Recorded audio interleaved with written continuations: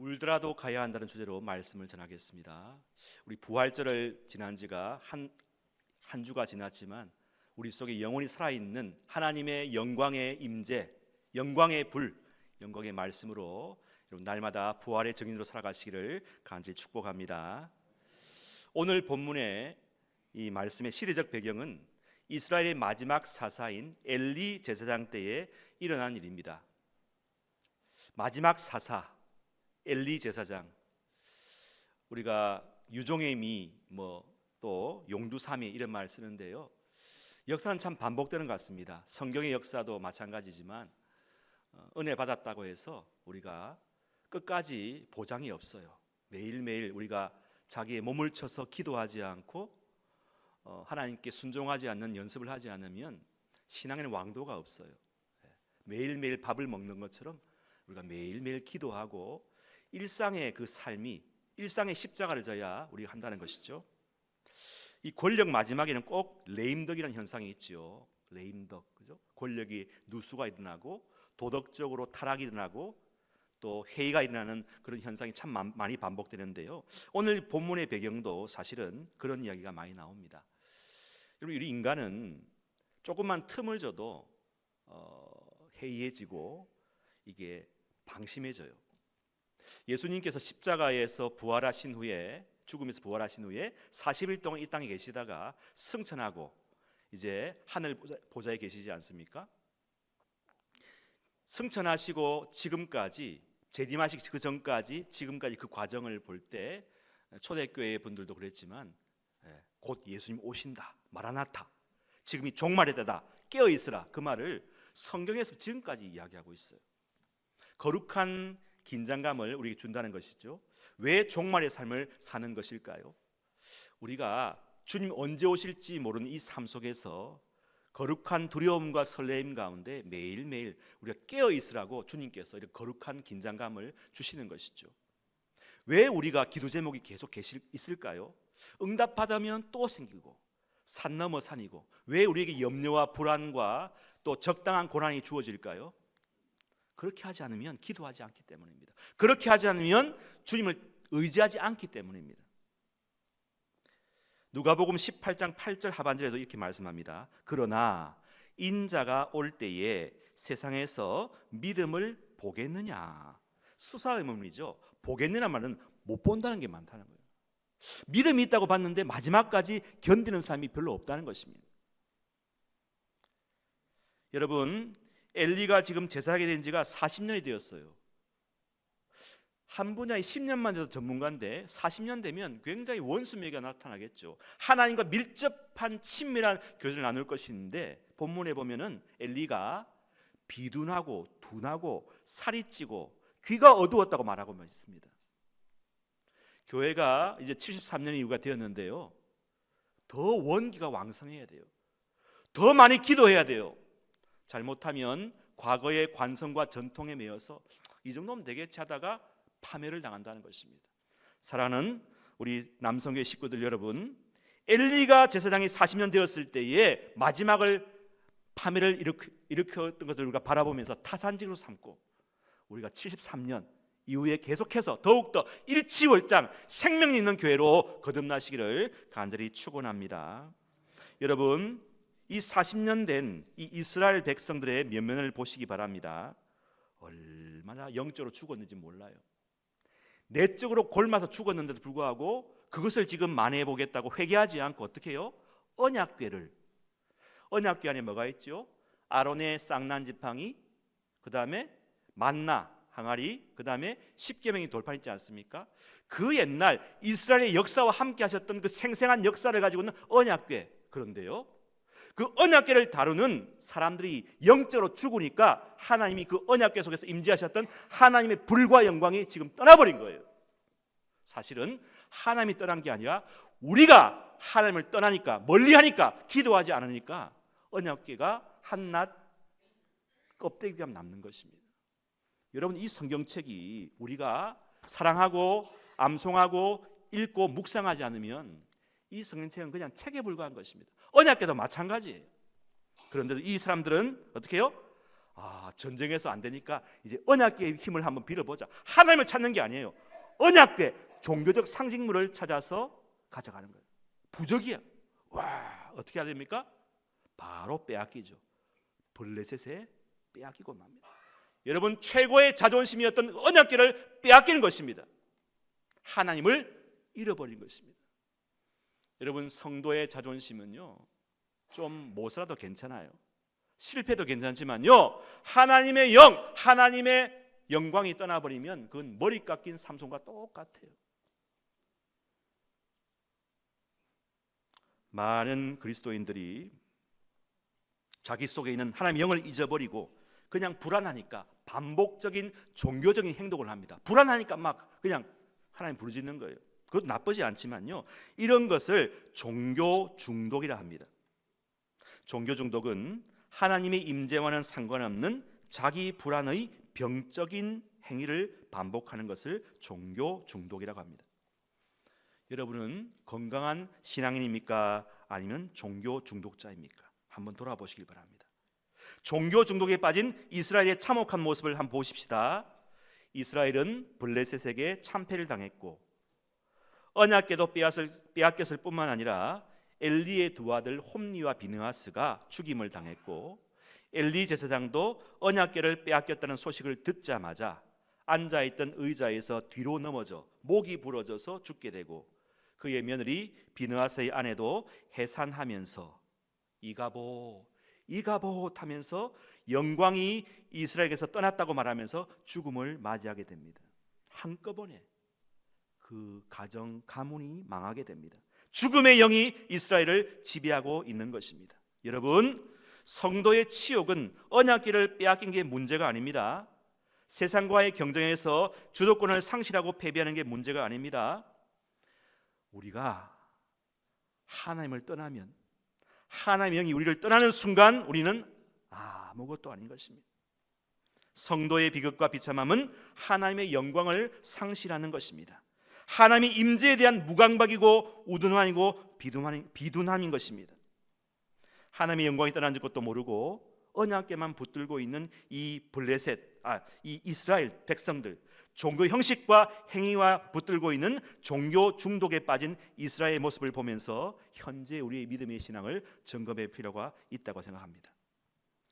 기도하던 다윗도 이렇게 간절히 기도합니다. 시편 51편 11절 말씀, 나를 주 앞에서 쫓아내지 마시며 주의 성령을 내게서 거두지 마소서. 여러분, 이 기도가 우리 기도가 되어야 될 줄로 믿습니다. 아무리 권력을 가진 다윗도 하나님, 나는 주님께서 나를 쫓아내시면 나는 아무것도 아닙니다. 내 안에는 주의 성령이 나를 떠나시는 순간 나는 아무것도 아닙니다. 여러분, 아무것도 아니에요. 사울도 가룟 유다도 그렇게 머리가 좋고 아주 인물도 출중했지만 주님의 영을 떠나니까, 주님의 영이 그들을 떠나니까 버림받은 인생이 되고 마는 것입니다. 찬송가에도 나와 있지 않습니까? 주 떠나가시면 내 생명 헛되네. 주님 떠나가시면 아무것도 아니에요. 시편 119편 25절 말씀에도 내 영혼이 진토에 붙어 싸우니라고 고백합니다. 여기 붙었다는 말은요, 아예 떨어지지 않는 거예요. 지금 내 영혼이 티 끌고 갔다는 거예요. 아무것도 아니에요. 여러분, 인간 한 방입니다. 아무것도 아니에요. 평생 일구었던 것들도요, 하나님 한번 후 부시면 끝나는 게 우리 인생이라는 것입니다. 여러분, 부활을 이제 지난 여러분들, 부활의 감격이 있을지라도 우리가 몸을 쳐서 자기 십자가를 지지 않으면요, 그 부활의 영광은 내하고 관계없는 것이에요. 먼 이야기, 힘이 빠진 효력이 없는 언약궤와 같은 것이라는 것입니다. 하나님의 영광과 임재가 떠나면 더 이상 우리에게는 희망이 없는 것입니다. 하나님의 영광이 떠난 교회, 하나님의 불이 꺼진 교회, 하나님의 촛대가 우리 민족에서 옮겨지면 우리는 더 이상 소망이 없습니다. 국민소득 10만 불이면 뭐하고 세계경제 10대 대국의 문제를 무슨 소용이 있겠습니까? 하나님이 함께 계시지 않으면 아무것도 아닌 것입니다. 하나님이 보호하사 우리나라 만세인 것입니다. 여러분, 언약궤 그 자체를 무슨 영험 있는 것인 양 숭배하고 의지하는 것은요, 믿음을 가장한 또 하나의 우상 숭배라는 사실을 우리가 명심해야 될 것입니다. 언약궤도요, 하나님의 임재가 가득할 때, 여러분 이 말씀도 우리가 믿음으로 기도하고 믿을 때 이 말씀이 능력이 되는 거지, 우리의 믿음이 없다면 이 말씀은 그냥 종교 서적에 불과한 것입니다. 언약궤는 상징물에 불과한 것입니다. 하나님의 임재가 떠난 성도는 정말 비참한 인생으로 전락하는 것입니다. 이제 초점을 옮겨서 이 언약궤를 탈취한 블레셋의 영적인 면모를 살펴보기를 원합니다. 여러분 이 영적으로 다시 바꿔 생각해 보면, 하나님의 임재가 이스라엘을 떠나서 이제 그 언약궤가 블레셋으로 들어갔다는 것은요, 사실 역으로 보면요, 블레셋 땅의 기회입니다. 블레셋 백성을 향한 하나님의 임재가 임하였다는 것입니다. 근데 그 기간 동안 사무엘서 6장 1절 보면 7달 동안 블레셋 땅에 머물렀다 나와 있는데요, 7달이면 기회예요, 기회. 어떤 기회입니까? 그들이 다곤 신상 옆에 언약궤를 두었는데 그 다음 날 아침에 보니까 어떤 일이 났습니까? 다곤 신상이 넘어져서 얼굴을 코에 받치고 있는 거예요. 여러분, 그 블레셋의 자존심이었던 다곤 신상 신이 넘어졌다는 것은 무엇입니까? 패배했다는 것입니다. 그럼 어떻게 해요? 오 주여, 하나님이 참신이군요. 회개하고 돌아왔을 텐데 어떻게 합니까? 아무 일도 없잖아요. 다시 세워놓습니다. 그것도 회개 안 하니까 하나님 어떻게 합니까? 그 다음 날 어떻게 해요? 다곤의 목을 탁 치고 팔목을 끊어서 탁 엎드리게 만듭니다. 이게 두 번째 기회 아닙니까? 회개해야 돼요. 하지만 어떻게 합니까? 블레셋 백성은 회개하지 않습니다. 이미 영적으로 그들도 죽은 것입니다. 어떻게 합니까? 아스도 사람들, 또 에그론 사람들, 가드 사람들의 독종, 전염병이 확 해서 많은 사람이 죽습니다. 이 정도 되면 또 회개해야 될 텐데 어떻게 합니까? 안 되겠다. 회개하지 않고 하나님을 멀리하는 거죠. 부정하는 거죠. 어떻게 해요? 회의를 열어서 그 블레셋의 제사장들과 복술자들이 어떻게 합니까? 돌려보내야겠다. 멀리해야 되겠다. 그러면서 어떻게 합니까? 이 무지한 사람들은, 원래 언약궤는 레위 백성, 레위 족속의 고라 자손만 이렇게 끈을 매서 지고 와야 되는데 어떻게 해요? 새로운 수레에 태워서 그렇게 보내겠다는 겁니다. 자기들 식으로 그 독종이 퍼진 그 방백의 수요에 맞게 금 독종 5개와 금지 5개를 실어서 가는 거예요. 자기 마음대로 섬기는 것입니다. 여러분 이것이 무엇입니까? 하나님을 모르는 인생들이 사는 면민이라는 것입니다. 여러분 7개월 동안 블레셋에 임했던 그 하나님, 사실은 돌이킬 수 있는 영적인 기회인도 불구한데도 놓쳤습니다. 사랑하는 여러분, 우리가 지금 주님과 함께 짧게 30년, 40년, 50년, 70년, 80년 살고 있지 않습니까? 우리의 연수가 무엇을 말합니까? 하나님의 임재의 기회인 줄 믿으시길 바랍니다. 지금이 기회입니다. 지금이 돌이킬 기회라는 것입니다. 아브라함은 3일 동안 하나님의 살아계심을 증거했습니다. 3일간의 그 아들 이삭을 바침으로 말미암아 3일 동안 하나님의 살아계심을 증명했습니다. 7개월이 있었지만, 시간이 있었지만 블레셋은 그 시간을 놓쳐버렸습니다. 연속에 주어지던 그 경고의 메시지, 회개하고 돌이킬 그 기회를 잃어버리고 마침내 죽음의 낭떠러지는 그들을 우리가 볼 수가 있는 것이죠. 이 블레셋의 제사장들과 복술자들은 얼마나 하나님을 거부했냐면은 일부러 젖먹는 어린 송아지를 둔 그 두 암소를 데리고 와서 그 어린 송아지를 격리를 시킵니다. 그리고 그 두 암소를 그냥 수레에 태워서 베세메스로 보내는 것입니다. 여러분 소의 본능적 특징이 뭐죠? 모성애가 있는 거예요. 아직 젖도 떼지 못한 두 어미가 어떻게 그 송아지를 두고 갑니까? 애초부터 이 설정이 잘못된 것입니다. 정상적인 소라면 한 번도 메어보지 못한 그 멍에에 대한 거부감이 있을 것이고 불편함이 있어서 이리저리 날뛸 것이고 자기 새끼를 두고 가는 것 자체가 말이 안 되고 그 새끼한테 다시 갈 거예요 하면서. 그게 정상적인 것인데 이렇게 하지 않고 만약에 베세메스로 쭉 가면 이 재앙은 하나님께로 왔을 것이다 예상하는데, 사실은 이 복술자들은 이런 일이 안 생길 것이다 생각도 안 했다는 것이죠. 애초부터 이들은 하나님을 부인하고 없다고 믿는 사람들이기 때문에 틀림없이 소들이 날뛰고 혼란스러운 결과가 나올 것이라 확신했을 것입니다. 만연의 웃음을 띠면서 근데 누가 웃을까요? 시편 20편 4절의 말씀처럼 하늘에 계신 자가 웃으시며 주께서 그들을 비웃으시려다 말합니다. 하나님이 하하 웃으시면서 너희들이 그렇게 나온다면 나도 생각이 있어 하면서 하나님이 저들의 계약을 수용하시면서 하나님의 일을 시작하시기로 합니다. 여러분, 하나님이 하시고자 하시면요, 이 말도 안 되는 이런 시험을 거리를 통해서 하나님은 도리어 역전시켜서 하나님의 하나님 되심을 만천하에 드러내시는 최고의 기회로 삼으시기로 하신 것입니다. 원래 새끼를 둔 암소는 모성애의 본능이 있기 때문에 새끼가 울면 새끼가 있는 곳에, 죄송합니다, 자꾸 새끼라 해서 새끼가 있는 곳에 가는 것이 당연합니다. 두 암소가 이렇게 같은 방향으로 마음을 맞추어서 가는 것도 어렵습니다. 그런데도 하나님이 하고자 하시니까 어떻게 됩니까? 두 암소의 본능과 고집을 일시적으로 붙드시고 하나님이 원하시는 뜻대로 순종하도록 이끄는 것이죠.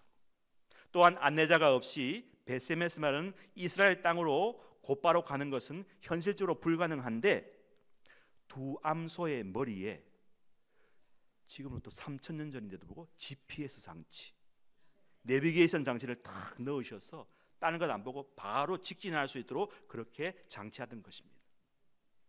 두 암소의 머릿속에는 눈에 밟히는 두 송아지가 엄매 엄마 옷 떨어지기 싫어하는 그게 있지만은 눈에 밟히고 눈물이 쭉쭉 흘러내리지만 어떻게 해요? 지금 이 순간 이 암소 두 마리는 여호와의 영의 감동을 받아 특명히 주어진 것이죠. 그건 무엇입니까? 여호와의 언약궤를 싣고 속건 제물을 담아서 베세메스 태양의 신전으로 직행해서 들어가는 것입니다. 여러분, 이런 것이 어떻게 일어날까요? 전능하신 하나님께서 하시고자 하시면 불가능이 없는 줄로 믿습니다. 아무리 어려운 문제를 내고 하나님이 없다고 부인할지라도 하나님은 그것을 역으로 이용하신다는 것입니다. 사랑하는 여러분, 혹시 여러분의 삶 속에서 너무 어려운 기가 막힌 일이 생겨서 이것은 도저히 풀 수 없다고 할 때 그때 하나님께 내려놓으시면 주님께서 그 문제를 풀어서 일하시게 될 줄로 믿습니다. 주님이 일하실 시간이 그때인 것, 지금이란 것입니다. 여러분, 어떻게 막 새끼를 낳은 어미 암소가 엄마와 떨어지지 않는 새끼를 두고 한 번도 메어보지 않은 새 수레를 끌고 전혀 낯선 곳으로 갈 수 있다는 말입니까? 이것을 이 블레셋의 제사장들과 복수자들이 이용을 한 거죠. 이중 삼중으로 안 되는 요소만 딱 해서 철저하게 이거는 일어날 가능성이 없도록 만들었지만 이것은 마치 예수님이 십자가에서 못 박혀 죽으신 후에 안치한 무덤 입구에 큰 돌을 두고 또 그 앞에 수많은 무장한 로마 군사들을 배치해서 절대로 예수님께서 시체를 가져가지 못하도록 딱 철통 같은 경비를 하였음에도 약속의 말씀대로 예수님은 3일 후 새벽에 어김없이 부활하셨고 유유히 그 무덤을 빠져나 영광의 몸으로 나갔던 것처럼 블레셋의 제사장들과 복술자들이 며칠 밤새가면서 만든 이 불가능한 요소들을 어떻게 해요? 우리 주님은 하나하나 무장 해제시키시고 유희 목적지 두 암소를 감동시키셔서 베세메스로 직행하게 하신 줄로 믿습니다. 여러분, 정말 무덤 같은, 안 돼요. 목사님, 이건 절대로 안 돼요. 삼겹살이 있어도요, 하나님은 그 일을 뚫고 직행하는 줄로 믿으시길 바랍니다. 저는 또 이 말씀을 통해서 깨달은 게 뭐냐면, 원래 소는 하면서 열심히 밭 깔고 주인을 위해 열심히 일하고 또 마지막에는 사람들을 위해서, 소는 버릴 게 없다고 하지 않습니까? 속꼬리부터 머리까지 전부 다 식탁의 고기로 자신의 모든 것을 바친다고 생각했는데 이 말씀을 읽을 때 아니구나, 하나님이 원하시면 이 두 암소도 기꺼이 하나님을 위해서, 하나님의 뜻을 이루기 위해서 목숨을 바칠 수도 있구나, 그런 생각이 들었습니다. 여러분, 우리 인생이 어떤 인생입니까? 에베소 2장 10절 말씀, 우리는 그가 만드신 바라 그리스도 예수 안에서 선한 일을 위하여 지으심을 받은 자라고 말씀합니다. 선한 일을 위해서 지으심을 받았다는 것입니다. 저와 여러분이 하나님의 선한 일을 동일한 목적을 위해서 지으심을 받았다는 것을 꼭 명심하시길 바랍니다. 하나님은 오늘 이 두 암소를 통해서 우리에게 하나님의 뜻과 계획과 목적이 최우선임을 말씀하고 있습니다. 이사야 1장 3절 말씀에 보니까 소도 그 임자를 알고 나귀는 그 주인의 구유를 알건만은 이스라엘은 알지 못하고 나의 백성은 깨닫지 못하는도다라고 주님께서 안타까운 마음을 토로하십니다. 미물인 짐승도 하나님의 뜻을 알고 때로는 자기 일상을 포기하면서까지 믿음의 길을 걸어가는데 너희들은 하나님의 형상으로 지음받았고 만물의 영장인데도 불구하고 너희들의 욕심과 정욕을 따라 하나님의 말씀을 저버리고 세상으로 가서는 되지 않겠냐고 우리에게 촉구하시는 것입니다. 여러분, 아무리 힘들고 손해보는 한이 있어도 끝까지 우리는 하나님의 말씀을 따라가야 될 줄로 믿습니다. 여러분, 하나님이 하시고자 하시면 우리는 주님의 뜻을 기꺼이 따라가야 하는 존재라는 것입니다. 우리가 져야 하는 십자가는요, 반드시 자원해야만, 우리 속에서 우러나야만 지는 것이 아니라는 사실입니다. 십자가는 때로는 준비가 내가 안 되어도 마음에 썩 내키지 않아도 해야 한다는 것입니다. 많은 경우를 부탁하면 목사님 한번 기도해 볼게요. 제발 그런 말 하지 마세요. 이미 말하는 순간, 목사 입을 통해 말하는 순간 그 하나님 뜻이에요. 왜 또 기도를 해? 기도하면 마음이 변하잖아요. 때로는 그런 마음이 안 들어도 순종할 때에 은혜가 될 줄로 믿습니다. 건강을 위해서 운동을 하는 거 다 알지요. 아는데 잘 안 돼요. 왜 그렇습니까? 이 운동을 하고 하는 그 수고를 싫어하는 이 본성적 게으름이 우리에 있기 때문입니다. 그런데 건강을 위해서는 억지로라도 하루 30분이나 운동을 하면 그 억지로 한 운동이 여러분을 살리는 것입니다. 혈압을 낮추고 고지혈증이 낮아지는 것이죠.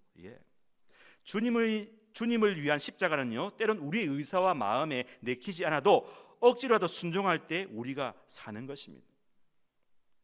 우리는 또한 또 기억해야 될 것은 우리는 지원병이 아니라 부르심을 받은 징집병이라는 사실을 잊어서는 안 되겠습니다. 디모데전서 2장 4절 말씀을 같이 읽어봅시다. 시작. 병사로 복무하는 자는 자기 생활에 얽매인 자가 하나도 없나니 이는 병사로 모집한 자를 기쁘게 하려 함이라. 아멘. 여기 여자분들도 계시지만요, 영적으로 따지면요, 우리 남녀노소를 불문하고 우리는 다 십자가의 군사예요.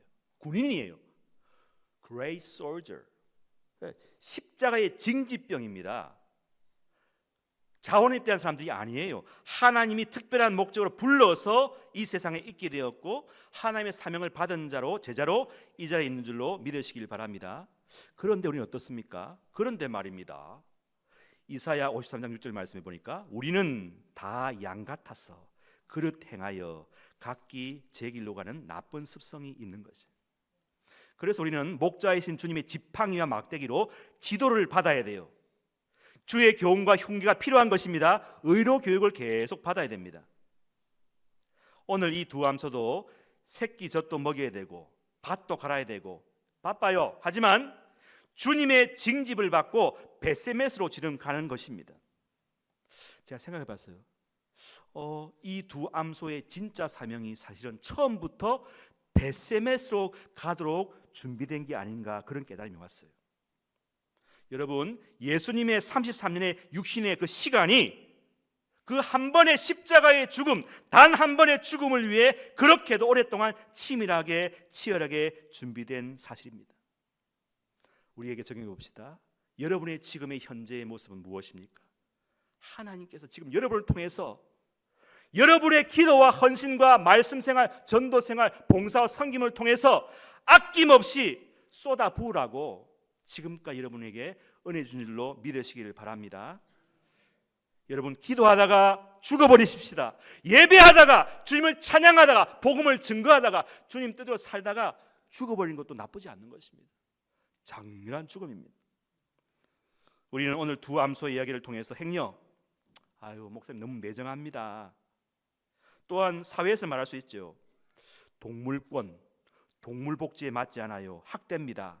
여러분, 하나님이 우리를 향한 계획과 사랑과 뜻은요, 그걸 초월하는 거예요. 훨씬 넘어서는 거예요.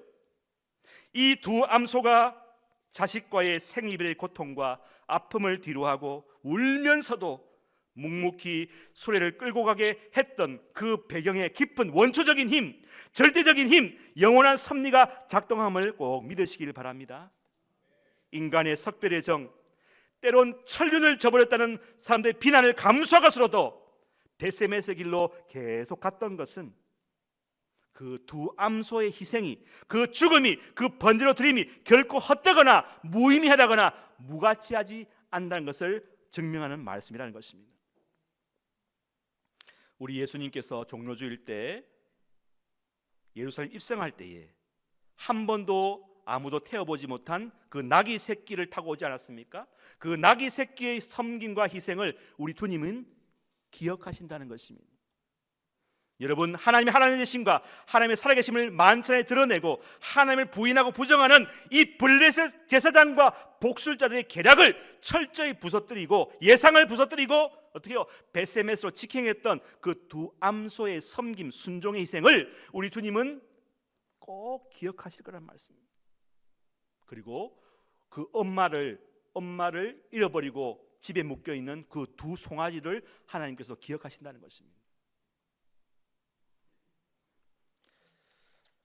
사랑하는 여러분, 우리도 이 두 암소를 보면서 하나님의 영에 감동해서 눈물을 흘리면서도 묵묵히 사명의 길을 갔던 그 두 암소를 보면서 우리도 어떻게 해요? 하나님의 영광을 위해서 우리도 기꺼이 아낌없이 주님께 드리는 결단의 길을 간절히 바랍니다. 디모데후서 4장 6절로 7절 말씀, 전제와 같이 내가 벌써 부어지고 나의 떠날 시각이 가까웠도다. 나는 선한 싸움을 싸우고 나의 달려갈 길을 마치고 믿음을 지켰다고 고백한 사도 바울의 고백처럼 나의 달려갈 길을 온전히 다 마친 것, 사명을 다한 것, 믿음을 지킨 것, 이제는 여기서 죽어도 후회가 없다고 고백한 사도 바울처럼 비록 우리가 영광의 귀환이 아니더라도 그 목적지에서 장렬하게 번제물로 드려서 생일을 마치는 상황이 될지라도 주님을 위해서 영광스러운 죽음을 당한다면, 아름다운 죽음을 당한다면 결코 내 믿음이, 내 생애가, 내 목숨이 아깝지 않은 것입니다. 성도 여러분, 울더라도 괴롭더라도 이 길이 하나님이 원하시는 영광의 길이라면 우리는 묵묵히 끝까지 걸어가야 될 줄로 믿습니다. 하나님이 원하시면 기꺼이 여러분의 삶을, 여러분의 생명을, 목숨을, 모든 것을 하나님을 위해 드릴 수 있어야 한다는 것입니다. 왜냐하면 우리는 하나님의 목적을 위해 이 땅에 보내진 사명자요 사역자이기 때문입니다. 부활하신 예수님이 제자에게 나타나셔서 이렇게 말씀하십니다. 요한복음 20장 21절입니다. 예수께서 또 이르시되 너희에게 평강이 있을지어다. 아버지께서 나를 보내신 것 같이 나도 너희를 보내노라 말씀. 우리는 보내심을 받은 자예요. 그냥 생긴 게 아니라고요. 하나님의 파송을 받아서 이 땅에 오셔서 죽기까지 사명을 감당하시고 십자가에 죽으셨다가 부활하신 예수님처럼 우리도 그 사명을 가지고 이 땅에 존재하는 목적적 존재라는 것입니다. 하나님의 거룩한 목적, 원대한 목적, 궁극적 목적을 성취하고 이루기 위해서 벳세메스로 보내진 두 어미 암소처럼 그렇게 이 세상에 선교사로, 사명자로, 사역자로 저희들이 파송된 줄로 믿습니다. 그 목적을 달성하기까지 우리는 유한한 삶을 살다가 그 목적을 달성하면 우리 이 땅의 삶을 마치고 하나님께 영광의 제물로 바쳐지게 되는 것이고, 그 후에 우리는 어떻게 됩니까? 디모데후서 4장 8절 말씀 함께 큰 소리 읽겠습니다. 디모데후서 4장 8 시작. 이제후로는 나를 위하여 의의 면류관이 예비되었으므로 주 곧 거룩한 재판장이 그날에 내게 주실 것이며 내게만 아니라 주의 나타나심을 사모하는 모든 자에게 누리라. 아멘. 여러분, 믿음의 길, 제자의 길을 묵묵히 끝까지 걸어가는 것은 이 길 끝에 아무것도 남지 않은 허무한 것으로 가지 않을 것을 우리가 알고 확신하기 때문입니다. 우리는 하나님과 함께 영원히 살게 될 것입니다. 우리는 하나님의 보좌 우편에서 왕노릇하며 살게 될 것입니다. 우리는 하나님의 영광스러운 자녀로 자녀의 지위를 누리며 살게 될 것입니다. 그러려면 로마서 8장 17절의 말씀처럼 자녀이면 또한 상속자 곧 하나님의 상속자요 그리스도와 함께한 상속자니 우리가 그와 함께 영광을 받기 위하여 고난도 함께 받아야 될 것이라는 말씀을 기억해야 될 것입니다. 18절 말씀해 보니까 생각하건대 현재의 고난은 장차 우리에게 나타날 영광과 비교할 수 없다고 말씀하고 있고, 히브리서 12장 2절 하반절에도 보니까 그는 예수님은 그 앞에 있는 기쁨을 위하여 십자가를 참으사 부끄러움을 개의치 아니하시더니 하나님 보좌 우편에 앉으셨느니라 말씀합니다. 우리가 울더라도 사명의 길을 끝까지 걸어가야 하는 이유가 뭐라고 말씀합니까? 장차 머지않아 나타날 영광이 현재의 고난과는 비교할 수 없을 만큼 찬란하고 놀랍고 아름답다고 말씀하지 않습니까? 주님 말씀하십니다. 격려하십니다.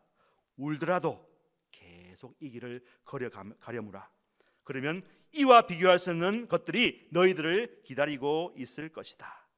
내가 너희를 위해 준비하고 있으니 조금만 참고 기다리라. 견뎌라. 우리를 북돋우고 계십니다.